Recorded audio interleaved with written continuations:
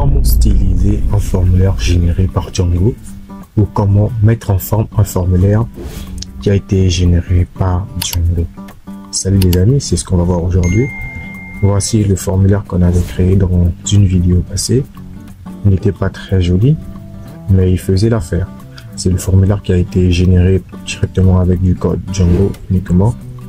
On n'a pas trop tapé du code HTML et Django nous a généré ce formulaire. Aujourd'hui, on va voir comment est-ce qu'on peut le rendre un peu plus joli, comme ça. Et il sera plus présentable. Ce formulaire sera plus présentable, excusez-moi, il sera plus présentable afin que nous puissions avancer dans notre formation. Alors, c'est ce qu'on va voir tout de suite. Les gars, accrochez-vous. C'est maintenant.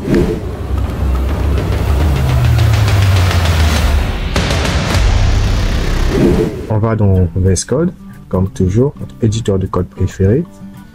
On va dans le fichier forme. Voici le formulaire qu'on avait créé récemment. On a créé ce formulaire avec Django.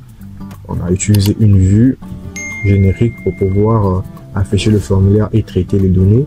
Très facile en quelques lignes. 1, 2, 3, 4 lignes de code. On a traité un formulaire et sécurisé un formulaire. C'est très facile. Allez voir ça dans le tuto passé. Aujourd'hui, on va mettre en forme ce formulaire-là parfaitement. Alors les gars, approchez-vous, ce n'est pas si compliqué que ça. On va aller étape par étape tous ensemble et nous allons comprendre la magie qui est là dedans. Première chose qu'on va faire, on a déjà importé le produit qui est importé. On a la classe qui est importée, la classe meta qui est là aussi. Je vais venir à la fin de la classe meta, là où elle se ferme.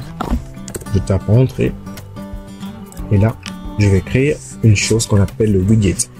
Le widget, c'est ce qui nous permet de styliser les formulaires générés par Django.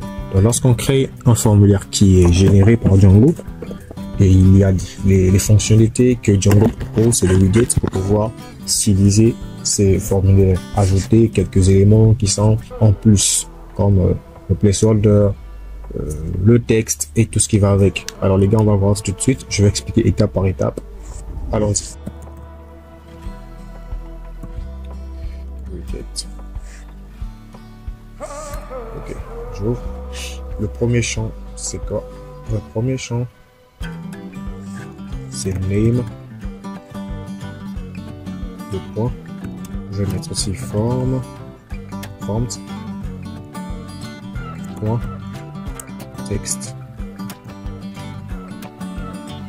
Texte input. Il faudrait importer forme tout en haut d'abord. Il faudrait importer forme ici. Forme Django. Import. Forms.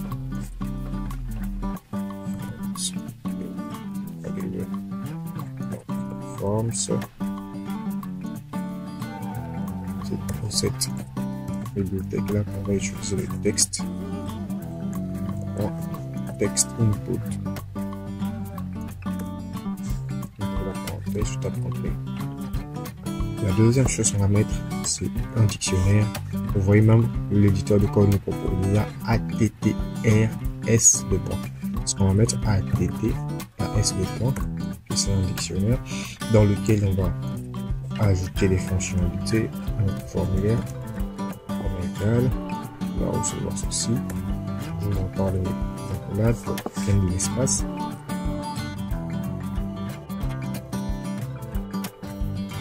Placeholder. Dans le placeholder, qu'est-ce que je vais mettre? On va mettre la phrase qui va s'afficher dans le formulaire. Donc c'est entrer le nom du produit. Ok. La deuxième chose, il faut mettre la virgule et on descend. On va faire ceci maintenant. On va mettre classe. Notre clé, classe. Et la classe qu'on va utiliser, c'est form controller. Form controller. C'est une classe Bootstrap qui permet de styliser les formulaires Django.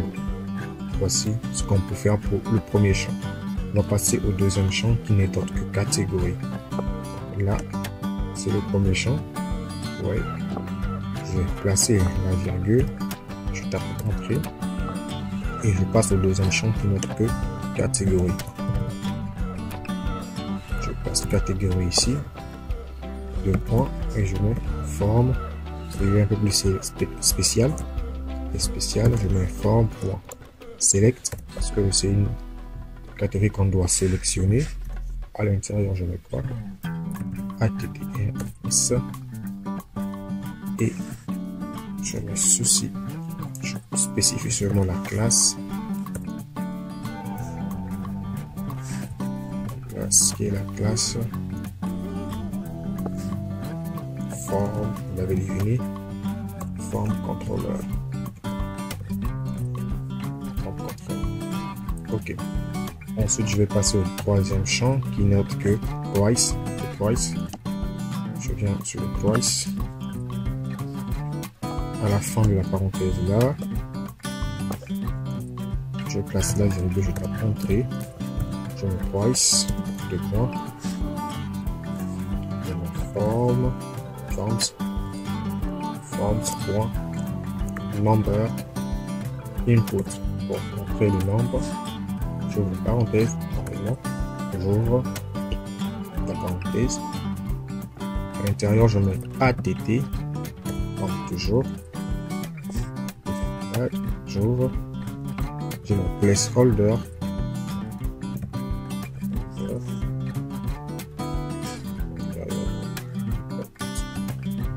Placeholder, je mets le message qui va s'afficher et le message c'est entrée de prix.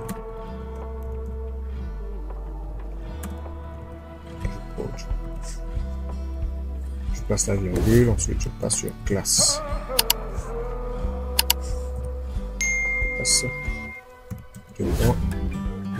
Comme toujours, c'est forme tiré contrôle. Vous avez compris le principe, c'est très simple. Alors, on va faire pour les autres champs. Je vais faire de mon côté pour gagner le temps et on se retrouve après. Ok les gars, nous voici. On a mis quantité, on s'est arrêté sur price, sur la quantité, toujours forme number, après la quantité. Description est là, on a mis test area. Test area, c'est pour avoir une zone de test un peu plus large. On a placeholder pour la description, la classe, forme controller pour spécifier la forme. Et on a mis row 4 pour mettre la forme. La zone de test elle puisse avoir une longueur de 4 colonnes. Et la date d'expiration, là où j'aime. On a le type date input, ATR placeholder. On a le message qui va s'afficher à l'intérieur. Date d'expiration. Cela, c'est juste pour permettre qu'il puisse afficher, puisqu'on a ceci à l'intérieur là. Cette apostrophe à l'intérieur là, pour ne pas que ça puisse créer des problèmes. Voilà pourquoi on a mis ce slash. C'est des principes Python. Et là, on a la classe aussi. On a le type date. Le type date, ça va nous permettre d'avoir un formulaire avec la date. Comme ça, le formulaire va savoir que là, c'est la date qu'on va rentrer. Et pour l'image, on a image, form, file, input, classe, form, control.file. Donc voici les gars ce qu'il faut faire. C'est très simple. C'était la deuxième étape. Alors on va passer maintenant sur la troisième étape. On va sortir de cette accolade là. C'est là. Une fois qu'on a fini de spécifier une forme, on va maintenant faire des messages d'erreur. Dans le cas où il y a des erreurs où l'utilisateur cherche à contourner notre système, il faudrait qu'on lui spécifie des choses qu'il doit faire ou ne pas faire. On va créer une fonction dans la classe. On va créer une fonction if que l'on va mettre ceci, init. Les adeptes Python connaissent son utilité. Je vais expliquer à la fin. Init est un constructeur Python. À l'intérieur, je vais mettre self, virgule.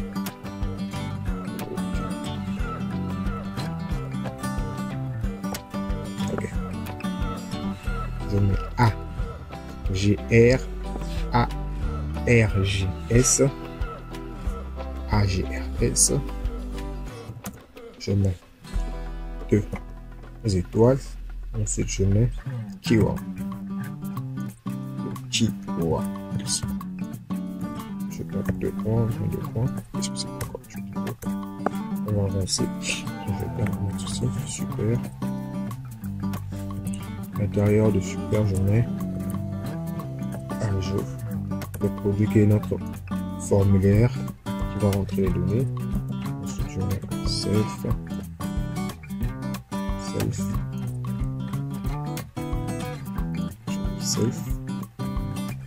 Alors, je sors de la parenthèse, je mets point, limite, point. Donc 2 tiré de 8. 1 et 2. Donc le tiré de 8, 2. Limite, 2. Ensuite, je mets ceci. Point, R, S. Vous avez remarqué la coloration ici a changé. La coloration de celui-là a changé. Après, je mets 2 étoiles. K. Keyword. Et là, la coloration aussi a changé, mais c'est toujours celui-là. On va d'abord avancer pour voir. Est-ce qu'il y a une erreur? Je ne sais pas. Self. Point filtre.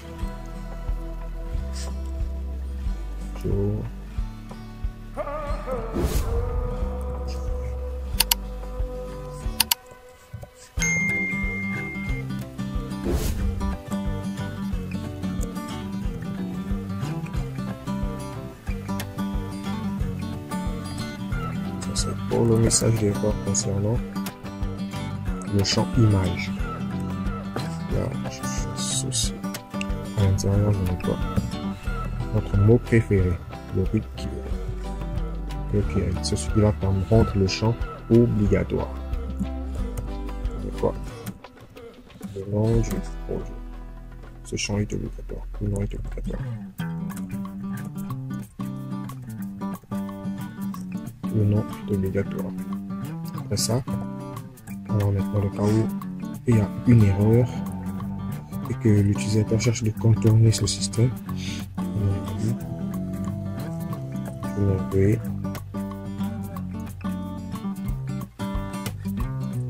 renseigner le nom. Ok. Une fois que c'est fait, on va passer au deuxième champ qui est notre queue. Je vais mettre en self. Bon, fit.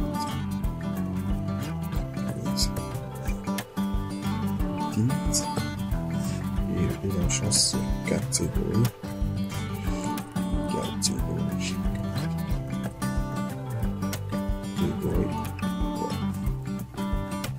Point erreur. Message.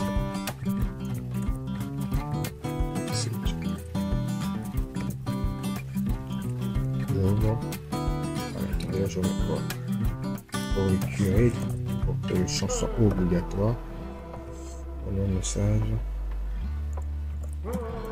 Catégorie. Obligatoire.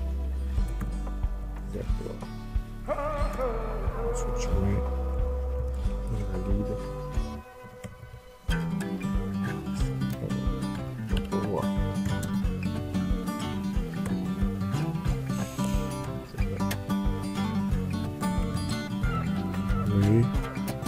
Sélectionner une catégorie. Ok. Une fois que c'est fait, on va passer maintenant au price. Mais en même temps, je vais dupliquer ça. Shift Alt direction bas, la touche direction bas. Je duplique cette ligne. C'est très simple. Shift Alt et la direction du bas pour dupliquer un bloc de code. Je passe ici sur le price et je dis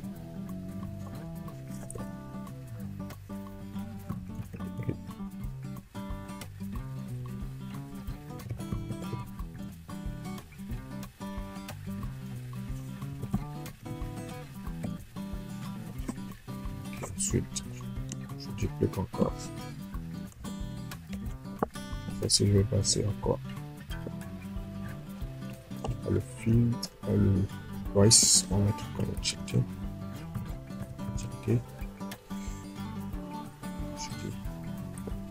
La quantité d'indicateurs.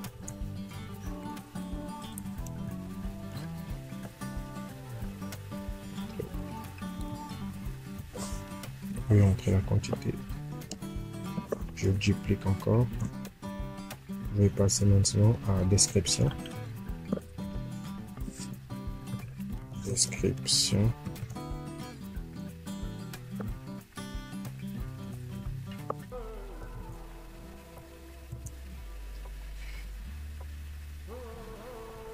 Je vais faire la description.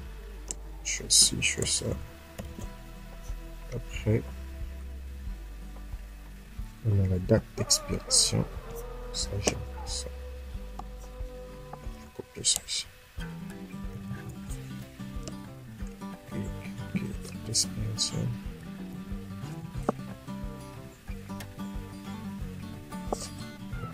La date est obligatoire. Je vais montrer. La date. Ok.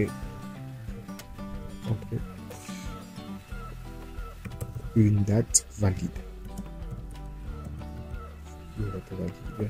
Je duplique encore cette ligne pour pouvoir mettre notre dernier champ qui n'est autre que image. Bon, image, c'est pas vraiment important de le mettre puisque il sera généré automatiquement. Image, il n'est pas important de le mettre. On peut garder comme ça. Ok, on va ici. Je vais enlever cette étoile. Une seule étoile ici, 2 étoiles là. Ok, c'est bon. Bon, une fois qu'on a fini avec le formulaire, on va venir maintenant dans le template. Alors, avant, dans le fichier, dans la classe, le formulaire qui est appelé, c'est ce formulaire-là, qu'on a vu dans le tuto passé qui n'a aucun style. Pour gagner du temps, on va utiliser ce formulaire-là, celui qui a déjà un style. On va commencer d'abord par lui faire appel.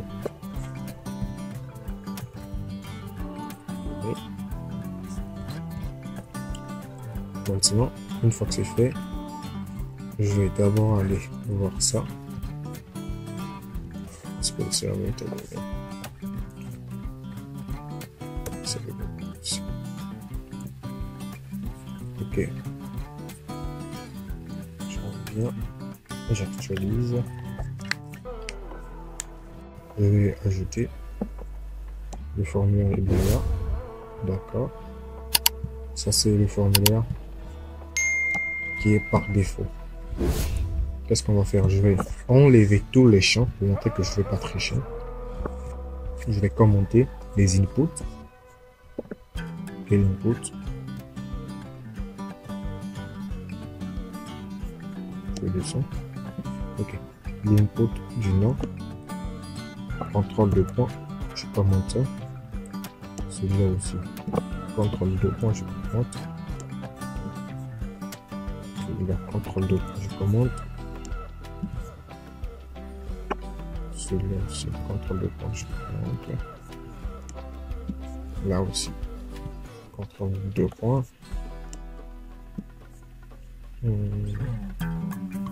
Contrôle de points, je commente. Contrôle de points, je commente. Je crois que c'est on va tester pour voir. Je vais actualiser le formulaire. On va remarquer il n'y a plus aucun champ ici, il n'y a plus rien. On a enlevé tous les inputs. Maintenant, on va les faire appel en utilisant des classes Django, plutôt des balises Django. Je mets un Django template. On commence par le premier champ qui est le name. Dans le tuto passé, on avait vu pour afficher tous les champs. Je vais expliquer plus tard, je continue d'abord. Je fais ceci. Je vais afficher les champs manuellement, chaque champ. Form.name qui représente le nom. Ok. Ensuite, je vais faire quelque chose pour pouvoir afficher le message d'erreur. pouvoir afficher le message d'erreur, je vais créer une div. Je repars d'abord en HTML. Je crée une div. Donc, point texte danger. Je tape entrée. J'ai toute la forme qui est là. Je repars. Je peux tout simplement copier ça. Je mets ça à l'intérieur. Donc je mets forme. C'est forme.name. Là aussi c'est forme.name. Forme.name.error. Vous comprenez? .errors. Ceci est le message d'erreur qui va s'afficher dans le cas où les données ne sont pas bien renseignées. Pour gagner le temps, je vais copier ce même principe-là sur chaque champ et changer juste le nom. Donc, je copie ça. Je viens dans catégorie c'est là. Okay. Je copie là. Je vais juste changer le nom au lieu de name. Je mets catégorie ici. Ici. Je vais prendre ça. Je vais dans le prochain champ. Le prochain champ, qu'est-ce que c'est? Je descends. Le price. Ok, on est là. Je frappe entrée. Price. Price. J'espère que je ne vais pas trop vite, hein, les gars. Si vous ne comprenez pas, faites-moi, mettez-moi vos difficultés en commentaire. Mettez-moi vos difficultés en commentaire. Je serai ravi de vous répondre et de détailler ce que je suis en train de faire. C'est très très simple. Très simple du tout. Si vous avez déjà vu les tutos passés, là où on a mis en place tout ça, vous n'allez pas avoir de difficultés. Là, c'est la quantité. Je colle ça ici.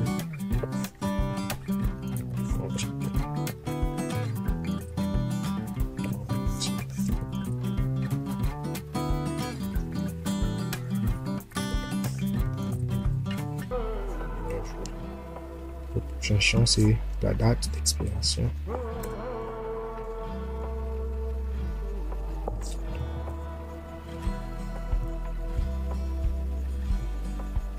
Jour. Le prochain champ. C'est quoi? Image. Image. Ça, c'est l'image qui est là. Je mets ça en même temps, c'est pas grave.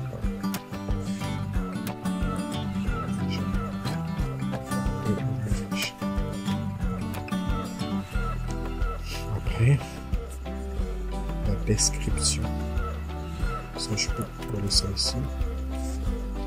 La description. Assurez-vous de mettre les champs exactement comme vous l'avez écrit dans votre formulaire et dans votre modèle. Description. Donc, le forme, les doubles accolades, forme point. Le nom qui est là, ça veut dire dans le formulaire, va me prendre le champ qu'on appelle nom et affiche-le ici. Et là, ici, forme description.error, c'est pour afficher l'erreur qui correspond à la description. Lorsqu'on fait mal la description, il y a une erreur qui intervient ici. Et ce qui fait là, c'est ce qui est le cas dans chaque champ de notre formulaire. Donc, ce que je voulais dire, dans ce formulaire-là, celui-là, pour afficher tous les champs, qu'est-ce qu'on a fait? On a utilisé ceci, forme.aspi, ce qui nous permet d'afficher tous les champs de notre formulaire. Maintenant, si on veut afficher chaque champ manuellement, individuellement, je voulais dire, individuellement, on va faire forme.le nom du champ. Donc, pour afficher chaque champ manuellement, on fait forme.le nom du champ, forme.le nom du champ. Et pour afficher tous les champs de manière automatique, on fait form.aspi. Là, ça va s'afficher sous forme de paragraphe. Est-ce qu'on est d'accord? C'est très simple, les amis. Donc, j'espère que je ne vous ai pas fait perdre. Voici ce qu'il faut faire. Maintenant, nous allons tester pour voir ce que ça va donner dans le navigateur. Je vais l'éteindre. Je vais le réallumer. D'accord. et regardez ce que l'on avait au départ. Actualiser. Et là, voici notre formulaire qui est revenu. Et quand vous constatez, le nom est là, la catégorie, ça affiche bien toutes les catégories. On a le placeholder qui est entre le nom du produit, le nom du produit et le prix du produit. Et ce que j'aime avec ça, c'est que ça me donne déjà ceci, l'incrémentation, tu vois. Parfait. Parce que c'est les nombres. La quantité aussi, je peux mettre la quantité. Si je veux, je peux écrire. Je peux 4. Et là, on n'aura plus besoin de saisir la date manuellement. On aura juste qu'à cliquer sur ce logo-là de calendrier. Et ça nous affiche le calendrier, les amis. C'est tellement bon. Et là, on pourrait sélectionner l'année. Par exemple, septembre 2025. Je sais pas. Le jour. Une fois qu'on a sélectionné l'année, on va sélectionner le jour maintenant. Je prends le 18 septembre 2025. Et la description, je mets quoi? Abonnez-vous. Quand vous vous abonnez, ça me donne du courage. En tout cas, merci à ceux qui s'abonnent, qui me donnent de la force, qui commentent, qui partagent. Ça m'encourage beaucoup. Merci à vous. Vous êtes les meilleurs. Je YouTube, je n'ai pas d'inspiration. Je prends celui-là, je choisis une image, peu importe, je pense aussi. D'accord. Et on va tester, on enregistre. Et il est là, il est enregistré. Ouais. Je vais encore essayer. Maintenant, on va tester les erreurs. Si j'essaie de mettre enregistré, vous vais compléter ce champ. Je le complète, je passe.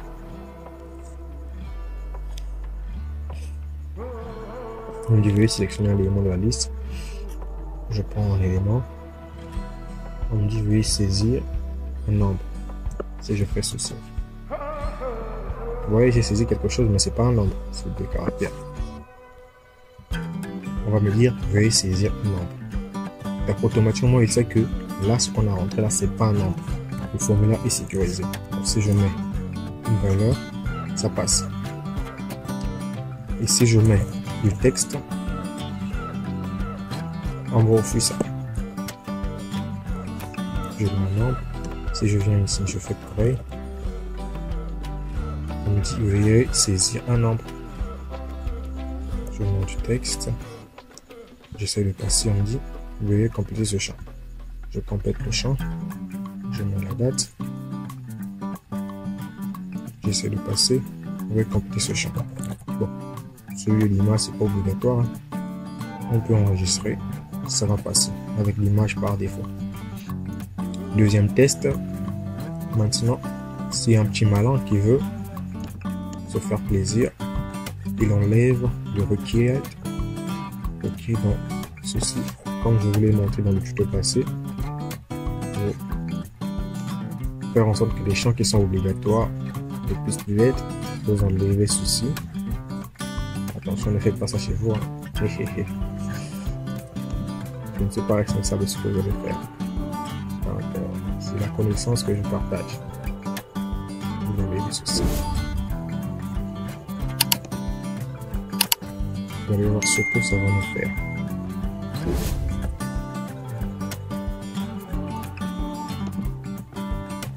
Donc, vous avez remarqué que lorsqu'on cliquait sur valider, sans remplir le champ, ça nous refusait.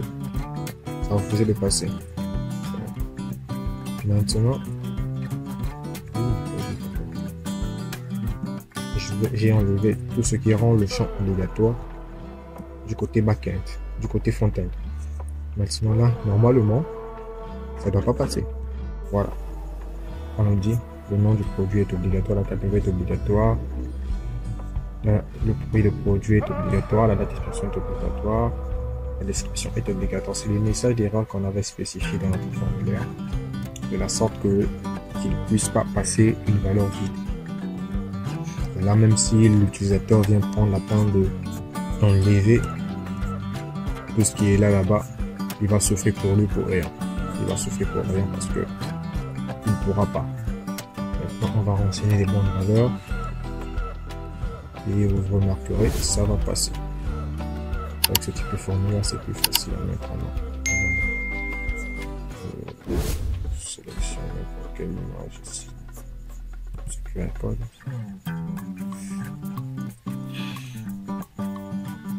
Une date. Et j'enregistre. Il est enregistré. Nous avons fait le tour des formulaires. On a vu tout ce qu'il fallait faire avec les formulaires d'ajout. On a utilisé la fonction pour ajouter les données. On a vu les classes, les vues génériques pour ajouter les données. On a vu comment créer un formulaire généré, comment styliser un formulaire généré, comment afficher les messages d'erreur. On a fait la différence entre un formulaire qui est fait avec une fonction et un formulaire qui est fait avec une fonction et une classe. Donc, on a essayé de faire la nuance entre les deux. Et moi, personnellement, j'aime faire les formulaires qui sont générés par Django. Déjà, j'ai mon code et peu importe le projet, je copie, je colle seulement la forme, je modifie et j'ai le tout. Ça m'aide à aller plus vite. C'est l'un des avantages de Django parce que le code est réutilisable. Alors, le prochain tutoriel, nous allons voir comment modifier un fichier qui est déjà enregistré, un produit qui est déjà enregistré. Donc, on va voir la modification. Jusqu'à présent, on peut que modifier un truc qui est dans la base de données, donc dans l'espace d'administration. Quand vous remarquez, par exemple, si je veux modifier ce produit-là qui est à 1 franc, je dois aller dans l'espace d'administration, je sélectionne le produit et le prix qui est 1 franc, je vais mettre ça maintenant à 100 francs et je vais save, je vais enregistrer. Je viens ici, j'actualise et le prix passe maintenant à 100 francs. Et ça, c'est pas bon parce que les utilisateurs ne pourront pas à tout moment passer dans l'espace d'administration. Donc, on va mettre un bouton qui va nous permettre de modifier les données. Les gars, accrochez-vous. C'est du lourd qui arrive. Abonnez-vous massivement pour m'encourager. Likez, commentez, posez vos questions. Le template est en description. Vous pourrez le télécharger et mes coordonnées sont aussi en description. Vous pourrez m'écrire sur WhatsApp et on pourra échanger. Sur ce, je vous laisse. À très bientôt. C'était Pierre J. Développement. Hey, hey.